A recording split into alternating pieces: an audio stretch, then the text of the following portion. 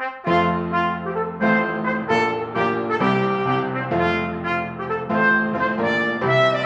everyone. Thanks for joining us for Politically Incorrect Knitters. I'm Deplorable Knitter, and I'm joined, as always, by the fabulous Pinkava. Hey, Anne. Hello.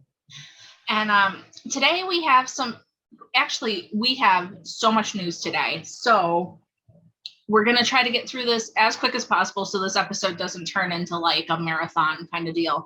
But we're going to start with Anne and her knitting. She actually has some like super exciting news. Yay. First exciting knitting news is that, wrong side, is that my Hong Kong scarf pattern is out. Woohoo. It's fabulous. It's lovely. I've described it before, but it is, you have these two modified intarsia portions, and I have picture instructions on that, which hopefully makes sense. So you have your white portion, and then you carry the red yarn behind it. So woohoo, that's nice. Wow. Makes for a nice back. And you have this long, boring part of broken ribbed, which is really nice and effective, and also really great for mindless knitting if you just want to like get your complicated hubbub done and just go. Awesome. So it's so pretty. I know. I like it. But here, let me flip it back. But yeah, it's out. It's nice. Support Hong Kong. It is on Love Crafts. And it's free, which, you know, I don't want anyone to be inhibited from getting out there and supporting Hong Kong. So, which is also slightly hypocritical because, I also have like the British flag hat and everything else. So like get out there and support freedom in England too while you're at it, and America and everywhere else, but you gotta pay for those. But Hong Kong is free. Well, sometimes you just have to, you can't do everything for free, unfortunately. No. It is business after all. It is. It is. Some sort of business. Maybe not like we're killing it at it, but we're trying. So exactly. Making an attempt.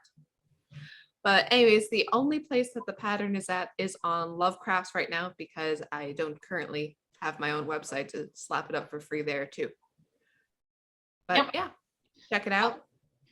From the little comment I made last week about we're thinking about a website, it's been pretty overwhelming that people think it's a good idea. So Anna and I are probably going to try to move forward with that. Honestly, it's going to take a while because in like 3 weeks, I start homeschooling again, and life is going to get super nutty, and I'm the tech guru, so we'll have to see what happens. Yeah, it's unfortunate, but tech is not my forte. That's okay. Modified intarsia is her forte. So what else do you have for knitting news? Other stuff. So it's one of those things where, we have the hats for sailors knit along, and I have not been doing that because I've, like I said before, I've had so many orders for the dang Papa hat on my store that I'm like, no more. On the one hand, I'm glad that people are ordering, but on the other, I'm just like, I can't make it. Yeah, I could make another one of these, but it would make me very unhappy. So then, in a fit of pique, so because of that, I sabotaged myself by using my only set of needles appropriate for that hat in a new project. So I think I've said before on the show that I don't particularly like Stephen West shawls. Like they're kind of loud and complicated, and I'm like, yeah, whatever. Yeah, I feel that. Yeah. But I saw it a while ago, and then I decided to take the plunge. One pattern that I really liked was called the Rockefeller shawl. And like, whoa, that's really cool. There's a lot of, it's a very Art Deco looking shawl, and it's really neat.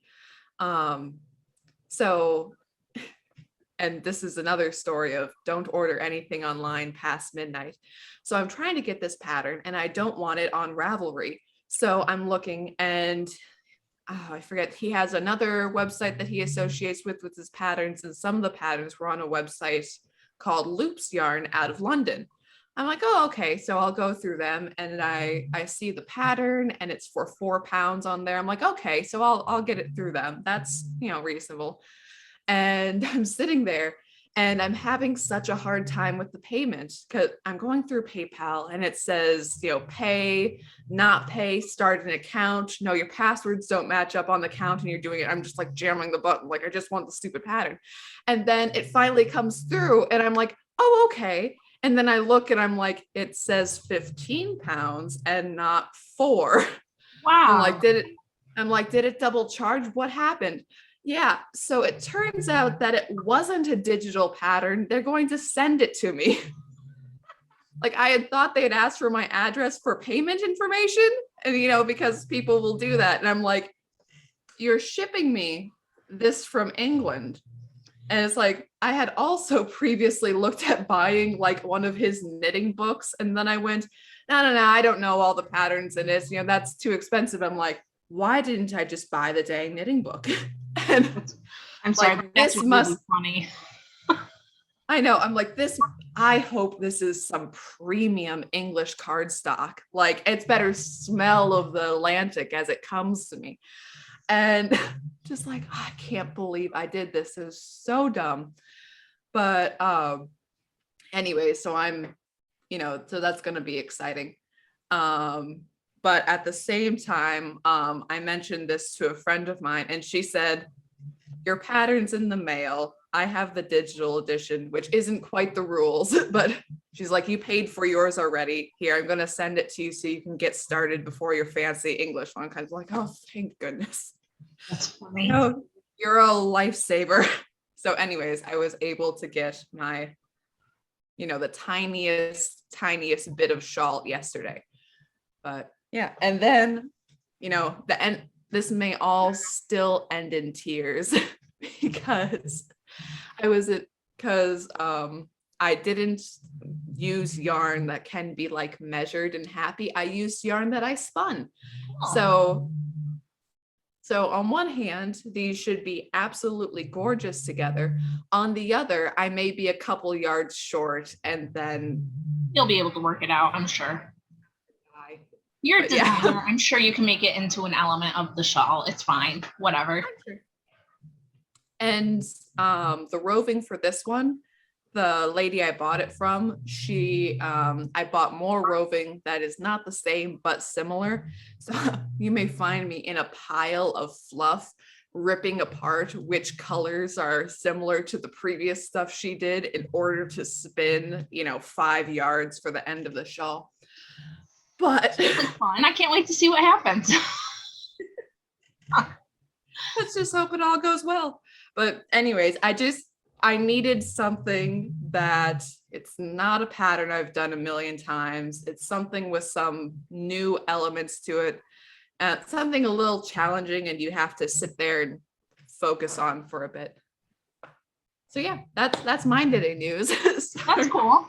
I have a lot of stuff. What have you been making? So these are things that finally got a bath. So like, here's the Unsafe Space hat. Look at how pretty. I was actually on the phone with Anne the other day while I was weaving in all these ends. She texted me and I said, oh no, I have to call you because I'm weaving in ends. And so, because that's the deal. When my mom knits a lot of stuff for me, but I weave in all the ends. That's the deal. It works. I did finish the Trump one hat this week. So woohoo. And then I was on the phone with Anne when this happened too. So here's the God Bless America hat that my mom made. And I don't know how well you guys can tell, but when I went to give it its bath, all of this turned pink. So you can't really see it that well on the camera. I'll take a picture of it because I'm sure it'll show up better. So this hat, and it actually has a little bit of a mistake too, because there's supposed to be stars right here and there's not. So we're going to offer this on the Galilee Life website at a discount because instead of being red, white, and blue, it's red, pink, and blue. And it's got a little bit of a boo-boo in the pattern.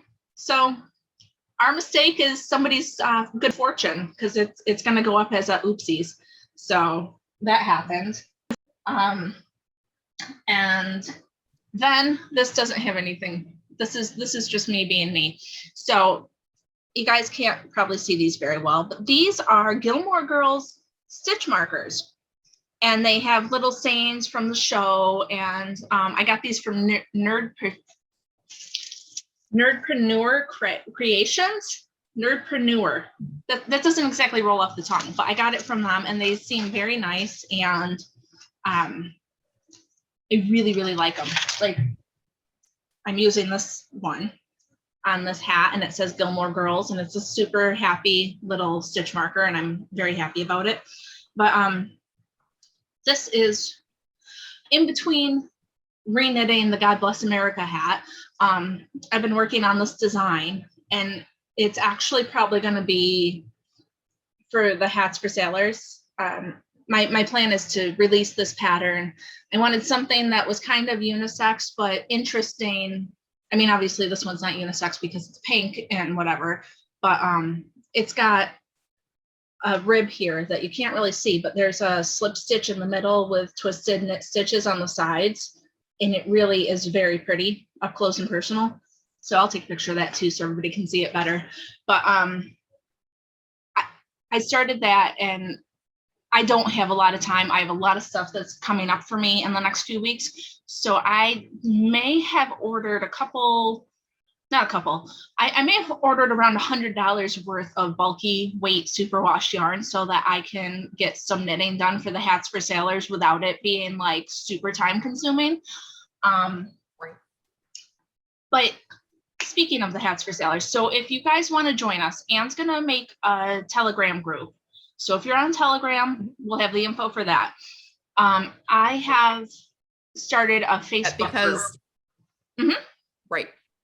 No, and because, I mean, we were talking about this a little bit before the show that, you're on Facebook because, a lot of people are still very active on Facebook. And on the other side, there's also a lot of people like me who, I still have a Facebook account, but, I don't really want to, that's sort of a weird relationship with it. So, yeah. Yeah, I'm not active on Facebook either, but I do have a fairly okay following for Deplorable Knitter. So right. I figured that it would be a good way to get people who maybe don't watch our show and that kind of thing. Yep. So I started a Facebook group and we're also going to be using the hashtag, which is going to be PIK hats for sailors. So politically incorrect knitters, hats for sailors. And like, I totally don't have time for this, but my stepdad is, he was a Navy guy. Really, he has really interesting stories. He was in the Navy after the Cuban Missile Crisis, but his job was to fly around and help spot subs. So it was really like, it's very interesting. It's very, very cool stuff. So it's kind of a near and dear, let's support the sailors kind of deal. And it's just nice. I mean, so that's happening with that. And I think that's all my knitting news for today. So you want to start with Australia and then come back home? Start with Australia and Britain and then talk about the nonsense here? Anne's got a rant ready. I have so much to say about Australia. It is. Okay, so this, gotta put my drink down because I gotta talk my hands here.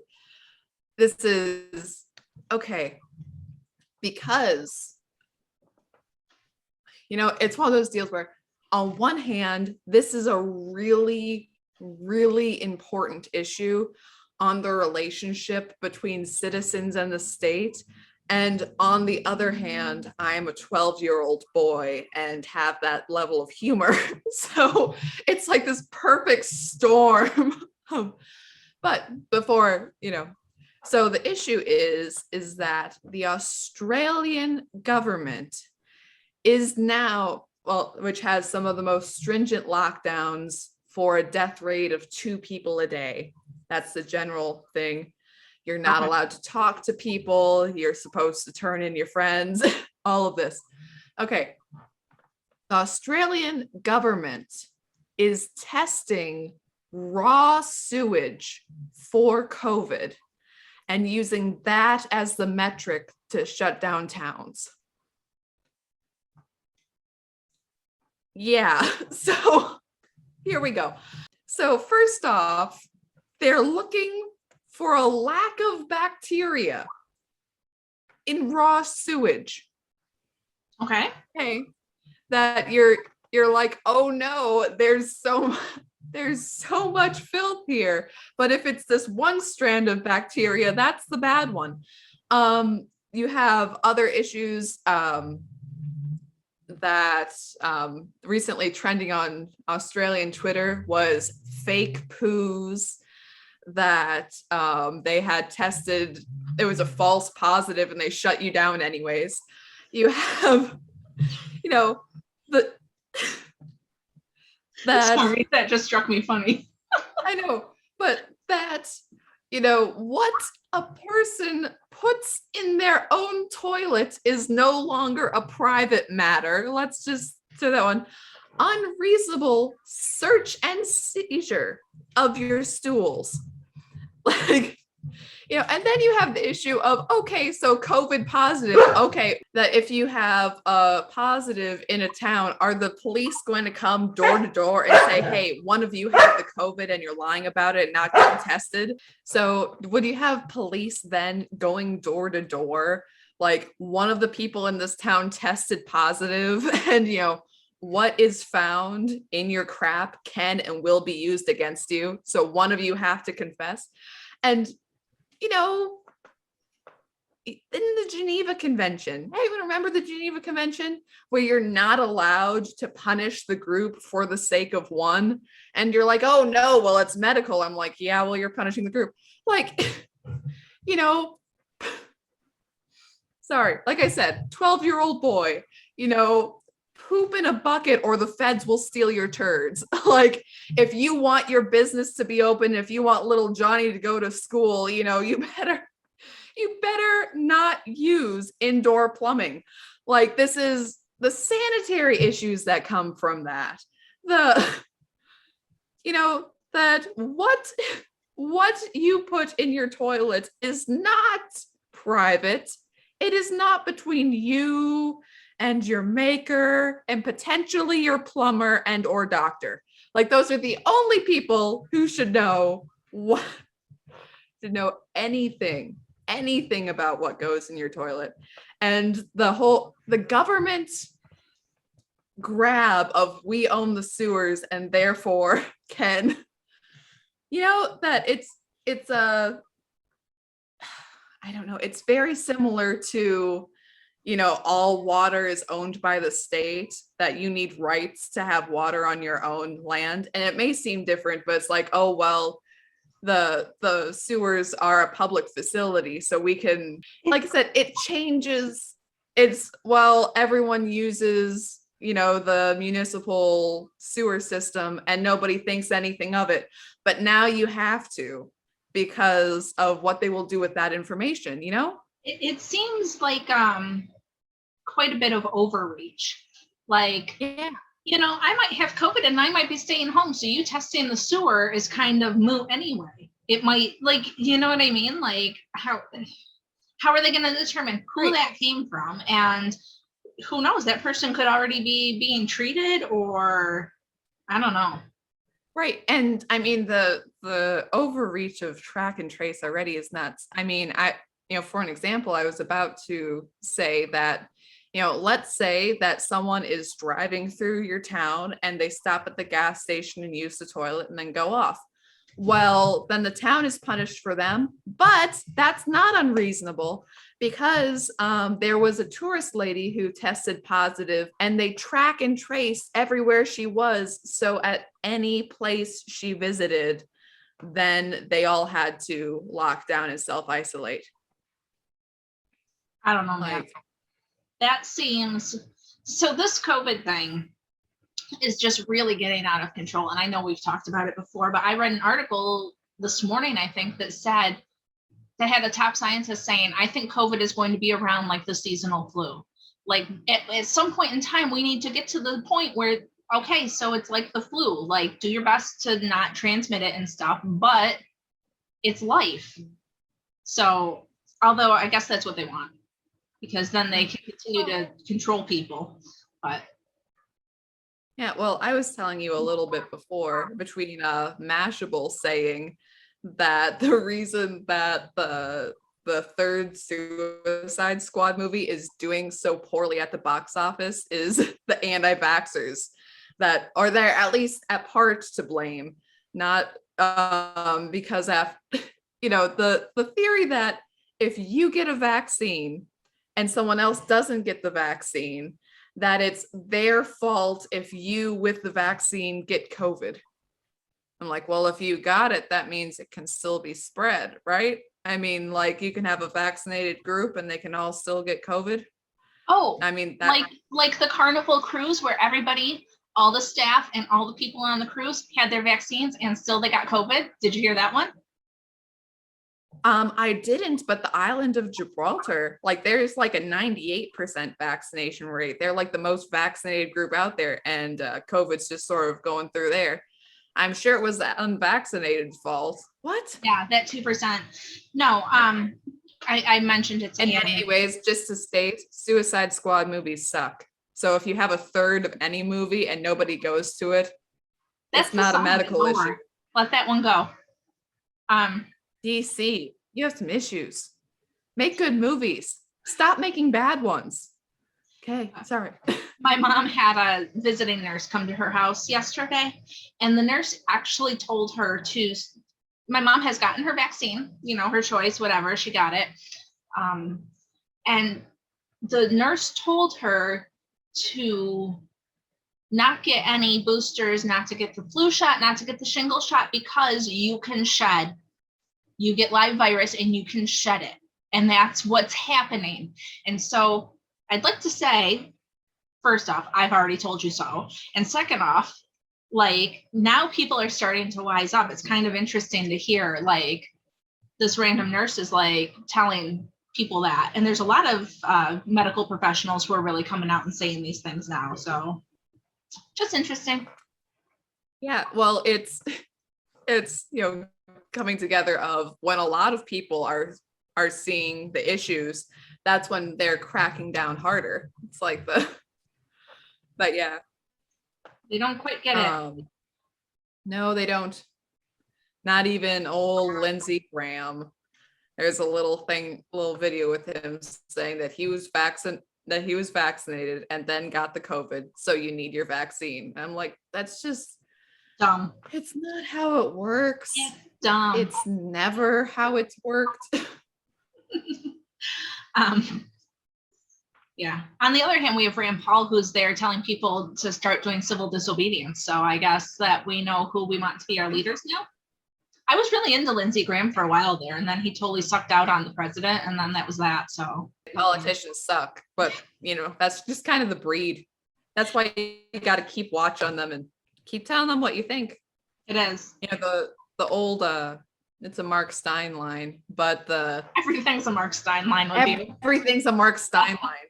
Just no, but that it's not that you want to elect the correct people into office, and that would be great. But better than electing the correct people into office is to make the conditions so that the wrong people do the right thing. Like the multi-trillion-dollar infrastructure crap. My senators in South Dakota didn't vote for it. Was it because they're not worthless squishes? No, because they are. You have Thune, who is McConnell's toady. But do you think it's because he didn't think wasteful spending was cool that he didn't vote for the infrastructure bill? No, because he is on thin ice. Yeah, he knows his people aren't going to take it. Exactly. And the North Dakotan senators thought it was cool to vote for it anyways. But that's the thing, though. Be loud. Be mad. Yeah. Write the letters. All right. Is there more out of country news? Because I have a list that we need to get through. So right. Well, the other out of country news, briefly in Reclaim Party news, woohoo. Martin Dobney is now named second in command, which they did this funny little video about it, and it is funny if you want to go watch it. But the most unrealistic part of this video, where they have to like call him to be the second in command of the Reclaim Party, is that Martin is not at his elbow already with his coffee. Because anytime you see a video of Lawrence Fox out and about, Martin is always there. So it's like, who's going to be the second in command? The guy who's always there already. I'm like, are you surprised? Like, what? Yeah. He's, you know, when they do the anti-lockdown marches every single Saturday, he's the guy with the microphone yelling freedom at intervals. Like, we're not, again, we're not surprised here. I know. But, oh, more important than that, though, Richard Tice of the Reform Party. So you have Reclaim, which is Lawrence Fox, and you have Reform, which used to be the Brexit Party.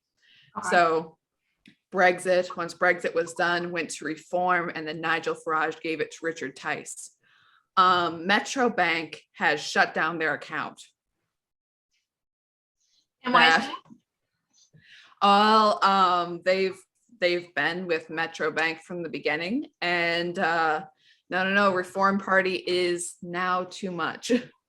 And that is a really, really horrible trend, that the sort of debanking of people, the stealing of money.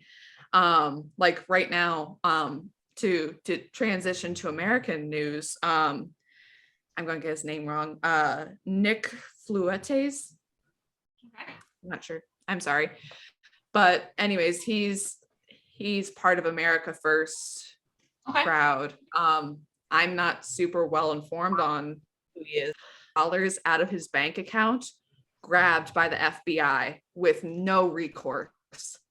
And that is like, it doesn't matter who you are. That is sick and disgusting. Yeah, everybody should be mad about that. Right. Everybody should be up in arms. It's not a us versus them kind of thing. They shouldn't be allowed to. Exactly. It's like, oh, you can't get your money back. And also you don't have the money now to mount a defense. It's like, oh, well, we'll fight it out in the courts. Well, the process is the punishment. You know, and then again, oh, the money just goes poof and it's ours now. Drop in your bloated bucket. Not to bring the Australians back, but anyways. But yeah, that's the news I had. So you know, if it crosses your mind, maybe we all should be moving our money to the smaller independent banks who don't pull that crap. Just saying. Yeah, I've got a credit union, and I wonder what they think about stuff, but I don't know. So yeah. But anyway, sorry, American news. Okay, let's see. Where should we even start? Oh gosh. I guess we'll just start at the top of my list and we'll see if it flows or if it doesn't. So remember the Texas the Texas legislature. Is it the legislature that left because they didn't want to vote on the reform bill? Yep. So the Texas Supreme Court decided that it is legal for them to put out arrest warrants for these people. So they have put out arrest warrants. It's not a criminal arrest, but it's to compel them to come back home to vote on the thing. So that happened, which I thought was actually kind of cool because there's no. Why are you laughing? Because I'm just remembering the one guy in a salad. He had selfies in the airport of people are stopping me and thanking me with his mask. I'm like, I don't know who you are. It's like, this is my first meal of being a fugitive. It's like, oh, your Caesar salad behind is going to jail. Yeah. Like what? Yeah. So because they've been gone for like a month. They've been in DC for like a month, and so now they are compelling them to return so that they can get that vote done. So I think that's actually really interesting and fabulous for Texas because we don't hold people accountable. We kind of like, oh, they're being a jerk or they're like the CDC lady just whatever saying that you can't vote, you can't evict people, should be held accountable. These guys left, they're not doing their job. Haha, hey, you can get arrested now. Like, come home and do your job or get arrested. Like, finally, right? So in Oregon, is it Oregon? There's a debate. Okay. So either way, in that state, the governor signed a bill suspending math and reading requirements for high school graduates. Okay. So this chick, I think it's a chick, saying that because minority communities are not doing as well in those things, that they are just going to get rid of the requirement. And I was thinking, like, man, that's racist, number one. And number two, my mom and I were just talking about it. I was telling her, and I said, it seems like that's putting them at a disadvantage. And her point, which is so very, very smart, was that that's the point. They want people who are going to need assistance, who are going to rely on them. And so if you get rid of the requirements and they can't like hold a job because they can't do math or read, or then where are they going to turn? Well, they're going to turn to the government. And oh my goodness, doesn't that make a lot of sense, right? Yeah. No, it's a permanent underclass sort of a situation. And, you know, it's poor disadvantaged kids of all backgrounds as well. Like, you know, that literacy standards in America have been going downhill, and it is, you know, you think it should be just a basic thing that people know how to read. But I mean, this is anecdotal, but I remember a couple of years ago, there was a joke on my phone. So I showed it to my coworker, and it's like, and then I could see it in his eyes that he was struggling. And I'm like, oh, like, it was that moment of like you run into that in the wild, and it's just like, oh wait, we're actually having an issue here. Wait, I can help you. Like, there's, you know, that it is like basic reading requirements. It's incredibly important, and also it is very attainable. Good education is like a solid cornerstone of good citizenship. You know, to be able to read for yourself, to think for yourself, to have all these things. And I mean, in some cases, you know, where, like, for example, if you have dyslexia, then if you have a hard time reading, well, that makes sense. You can also work with that, and, you know, like you can work and help kids to be literate even if they have dyslexia. Okay. But that is not the portion of the population who is having literacy issues in Oregon schools. It should be what I'm trying to say. It should be concerning to everybody, because first off, why are we sending them to school if we're not recording them to learn how to read and write and do math? It's an indoctrination camp. If there's no reason for them to go there, if they're not coming out with anything, then what is the purpose of even sending them? Like, I guess that's why are they sitting in a chair for 8 hours a day, 5 days a week?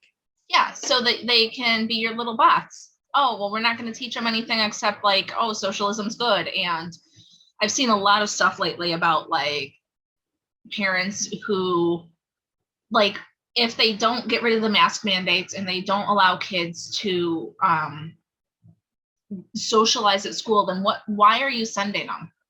Like, what's kind of the point of sending your kids to these schools anymore when they can't socialize with other kids, they can't really interact, they're all in their little plastic bubbles, and they're shunted along in their own depersonalized herds. Yeah. And well, I always really liked, you know, Mr. 209 right next to me. But unfortunately, he asked a real question in class. But, you know, there's the whole joke about like, oh, homeschool kids aren't socialized. Well, I can tell you something. My kids are going to be better socialized than those kids, because I'm putting them in situations where they can actually be kids. Right. Like I don't know, parents that are just allowing this to go on are doing a disservice to their kids. I'm not saying that everybody has the means and the opportunity to homeschool, but I'm saying that if you're not at least making a fuss and standing up for your kids, it's a disservice to them. Straight up, sorry if you don't like it. Because I know. Because mask mandates don't work. We know that. The way that Fauci has flip-flopped on it shows you that. The you know, and speaking of Fauci, one of my points is that he was going up against Kristi Noem. Did you hear that about Sturgis? He was like I'm not surprised. He's all, oh, I can't believe you're allowing this, and it's going to be a super spreader. And they're outside on motorcycles. How much of a super spreader is that, honestly? Right. I have seen it was like an article thing about, you know, Sturgis didn't learn from last year. I mean, you mean like last year where it also wasn't a super spreader? Yeah. But you know, Fauci's not saying anything about Obama's 700-person birthday party with no proof of vaccine and no masks. So once again, we're at rules for thee, but not for me. Right. What's the music concert? Lollapalooza. I have that written down too. Yeah. Yep. That is like, oh, well, that's not a super spreader event because after all, we talked about vaccines from the stage. That means it's all good. Oh, Those are the worst. It's just, no, the whole thing is just ridiculous. And then you don't hear Fauci saying anything about the border either, right? And they're not testing, no matter what they say, no matter how many times I get fact checked on platforms, they are not testing everybody who comes over the border. But a quarter of the people that they are testing positive for COVID. So, right. And not only that, talk about close quarters, the pictures of the migrant facilities now, and people are packed in like sardines. I'm like, how is this helpful? How is this kind? Why are liberals in America so attached to this perverted colonialism that the only place that these people could possibly be happy and free is in America as their underclass? Like, what is this? You know, with kids pushed over border walls and infants rescued and boys who don't know where their parents are begging for help at the borders, and not to mention the sex trafficking and the abuse. And there is no kindness here, but these are dreamers. Oh yeah. Dreamers that, gosh, sorry, I'm ticked because there's no kindness. There's no happiness and freedom. It's, you know, like, do you want slaves? Because that's who's coming, is slaves. I'm so happy that we can just, you know, all be happy. We can talk about dreamers and how prosperous and free this is all going to be. And when, again, horrible sex trafficking of women and children. And, but sure, you get virtue points for that. Just sick. So speaking of sex trafficking, not quite sex trafficking, but we've been talking a lot about my governor. Oh, yes. Oh, Cuomo and his sexual abuse allegations. He's finally resigning. He's Italian. He's Italian. Yeah. I saw a meme that was like, dude, if you put in any other nationality, this would just be super racist. Like him saying I'm Italian doesn't mean shit. Excuse me. But Kathy Hochul, who is now going to be our new governor, everybody's like, ooh, our first female governor, woohoo. Kathy Hochul, she was originally from Buffalo, which is, I mean, if you guys know football, that's where the Bills are. But she wasn't great in Buffalo. Like, everybody was surprised when she was tapped to be the lieutenant governor. But my husband and I were talking about her because, you know, we see this stuff on the news, and she's one of those flip-floppers who, like, will be against something until it's good for her, and then all of a sudden she's a super gung-ho for it. So we've got that going. But she says that I definitely want Cuomo gone, and I definitely think he did creepy stuff It's like, but any allegation should have due process of law. And apparently the sort of the document that finally did him in was really poorly drawn up. So it's like, oh, great. Anyways, I'm sorry. But Hochul's going, you know, I'm not going to have a toxic workplace like he did. And people are asking her questions about, like, did you see anything? Do you know anything about these allegations? And she's like, oh, no, I was traveling around the state. I never saw any of this, blah, blah, blah. And once again, when I was talking to my mom, she goes, she didn't see any of it because she was too old for him. Because like any other, well, like any other Democrat woman, when her Democrat man is harassing the interns, you look the other way. Right. But I don't care how much she was traveling the state. There's no way that she never heard even a teeny tiny whisper about this. There's no chance that she didn't hear something. Oh, like, that's such a cop-out answer. Oh, I was traveling. I don't know. Oh, you worked with the guy. You were his second in command. How do you not know anything? You're too dumb to run the state if that's the case. Like, come on. No, definitely. And not to mention the, oh, well, I didn't know anything. Just like the abuse allegations only came out after Biden was elected. And just like, funnily enough, if Cuomo falls on his sword for, you know, harassing those interns, then we don't have to investigate him for killing grandma or any of the other governors. They all just float away free. Exactly. Although we can still look forward to Whitmer's political career. Well, the thing is, though, is that even though he's resigning, they were bringing articles of impeachment against Cuomo, and they've invested a ton of money into it. And so it has been stated by the legislature that they are going to continue with that. So hopefully something comes of it. I'm not holding my breath at all.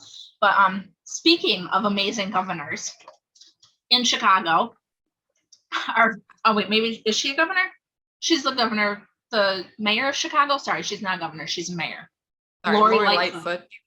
Yes. Yeah. So there was a shooting in Chicago over the weekend. A female police officer was killed. Another one was injured. From what I understand, he may not make it. So she went to the hospital to see them. And all of the policemen that were there did an about face and refused to acknowledge her. And, you know, her office comes out saying, oh, we know feelings are high and you know, it's a very emotionally charged. No, you suck. You have completely gone against your police department. And are you even a little bit surprised that they despise you, that they won't even acknowledge you when you come to the hospital, because you're the one who's encouraging this? It's terrible. Yeah. Just the amount of people who are shot in Chicago every weekend. And then you have, you know, this lady who dies, who, you know, recent mother, you know, police officer, and it's terrible. It is terrible. And it is terrible that these people, okay, so last night we went to the city that's close to us. We needed to do some errands that we couldn't do in our small town. And we went by the county sheriff's office, and they have one of those big flags out, you know, the big tall ones that flap in the wind and have messages on them. Really long and tall, and they want you to apply to be in the sheriff's office because they don't have anybody, because nobody is going to go into that thankless job when they're trying to defund you and making you a horrible person. One of the women I clean house for, her husband is a police officer in the city, and he is like right at the age of retirement. Like, he must be like 50. You know how when you're a police officer or correctional officer, you're eligible for retirement earlier than a lot of other jobs. He's like right there.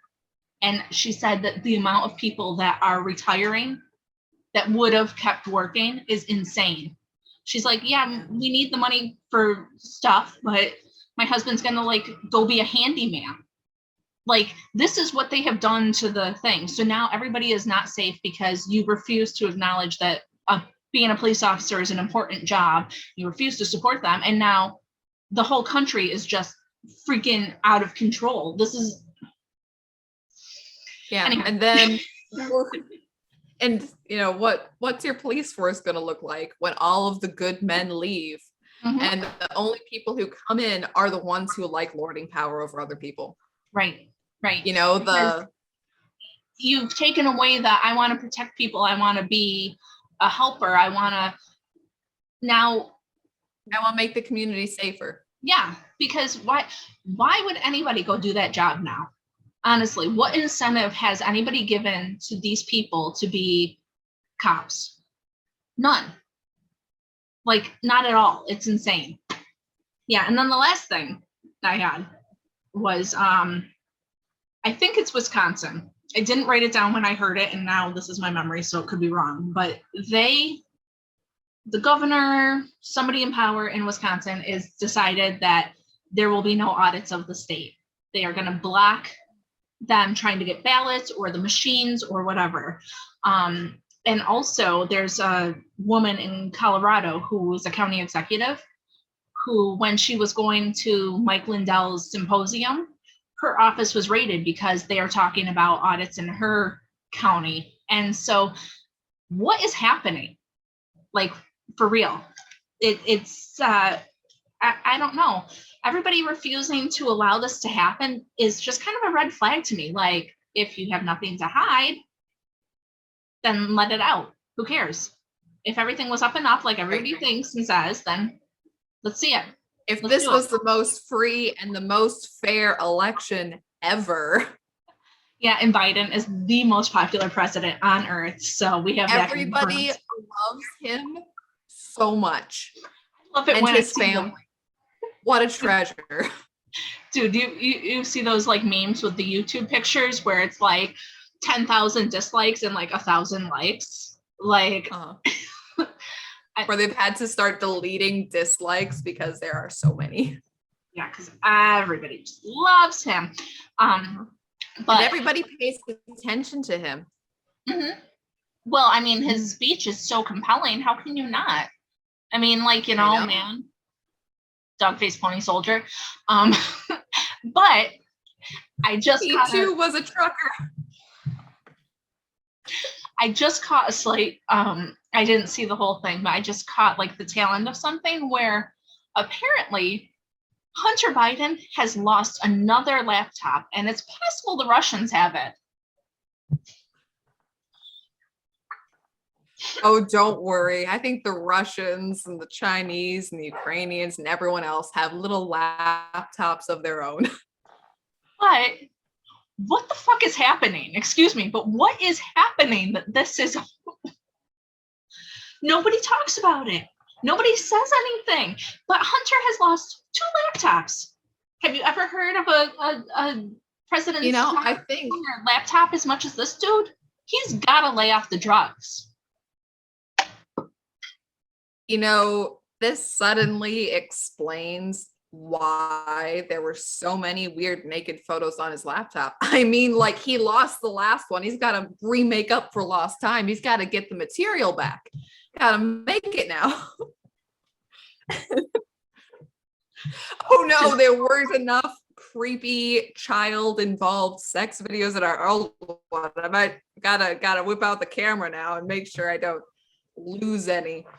Okay, I keep saying I'm done, but speaking of creepy involved child sex photos, did you hear that Apple's going to start scanning people's phones and flagging them and shutting off their accounts and sending them to the cops? Which, like, I want to be on board with this because, dude, child porn and all of that is terrible. It should never be allowed. But who gives Apple? Yeah, but this is going to open the door to like terrible other stuff. Right. Well, and not only Apple, but I got an email from Shutterfly the other day, which is, a print photo website. Right. And it's like, oh, well, if it's a legal activity, we're going to shut it down. That's right, because I'm really ordering the wall calendar of my illegal activities. What? Who is doing this? And also, it always starts out with well, we want to shut down child predators. Oh, well, who would say no to shutting down child predators? Right. Well, look at the history of Facebook and Twitter. They don't shut down a lot of child predators, do they? No. They're so good at that. But it's yeah, my point was going to be that they're saying, oh, well, we're going to stop this child predator activity, blah, blah. Can you argue with that? I can't argue with that. So you start with something like that, and then, oh, well, now we don't like what you're saying in your texts to your people or on your phone calls, or all of a sudden it's going to be like this huge invasion of privacy. You give them an inch, like that's how this stuff happens. Okay, right. We don't want child porn on people's phones, so that's okay. You can scan for that. Well, then they're going to be like, oh, well, we don't want to have, we're going to start looking for people who are maybe terrorists. Oh, okay, well, yeah, we shouldn't have terrorists. Oh, and again, back to Facebook. Facebook that owns all of your information anyways. It's like, oh, so Facebook, are you going to, again, shut down people trafficking in children? Are you going to shut down videos of beheadings? And it's like, surprisingly, still on Facebook. However, your Trump meme, that's too much, man. You got to go. Yep. My talking about how I don't want to have a vaccine because I have autonomy over my body is unacceptable. But that stuff we're fine with. It's no problem. Like, that's the part that's just nutty. It's just, it's the two-tiered society thing. It's the people who are actual criminals. Well, that's difficult. Who wants to deal with that? Right. It's like people who have, quote, illegal opinions. And that's the thing too, because we are mainstay conservatives. We're boring. It's us. Hi, any conservative on the block. That's us. Hello. But if you keep pushing people to the margins, when people aren't able to discuss their ideas and say it out loud, that's when they get crazy, because no one can tell them if they're taking a path to the side. Right. That no one can be like, yeah, you're out of course, buddy. You gotta, and then you'd be like, oh, I'm sorry, I didn't see that reasoning, and then everything can recorrect and it's happy. It's like, no, we're just gonna shut people down, coincidentally at a time where we won't let you talk to people face to face. That's gonna make for a healthy society. Yeah. It's just, we did it. We solved racism. Like, because we're gonna get into your phones, and then we'll know exactly what you're doing. Yeah. No, the whole thing is just no personal privacy. So yeah. Your iPhone also is all up in your crap. Oh yeah. I don't have an iPhone, so I'm just waiting for them to say they're going to do it to my Android, but we'll see what happens. Android, Google and Android are pretty tight. So sorry.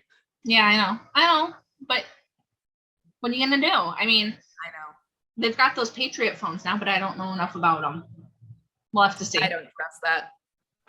They're also Chinese crap, and just because it says Patriot, it must be true. No. Yeah. So I'm sure that there's so much more we could go on and on about, but Anne and I have really talking about actual patriots. We can replug Hat for Sailors. Yes. Don't forget to join us for the Hats for Sailors knit along. I'm gonna have info on it if you are an email subscriber.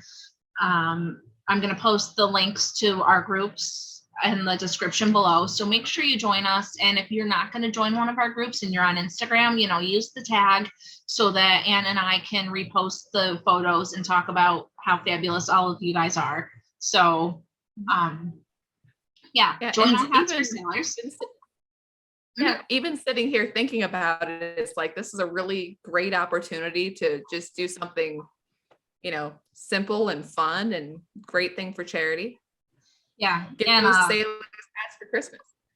Yeah, I'm gonna, you have until November 12th to mail the hats.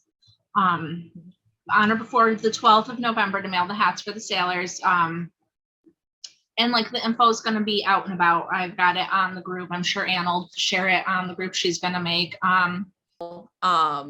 That the conditions have been updated, and next week with our interview that we do We actually filmed that before, so don't get confused between the two.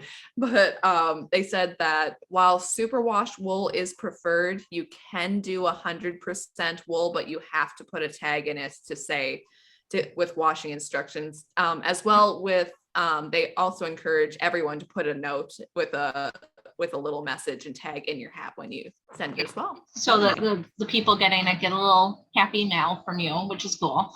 But yeah, I hope you guys can join us for that. And I plan on having this pattern out hopefully by the end of the month, so that it's going to be done in like DK worsted, bulky, kind of like adult size.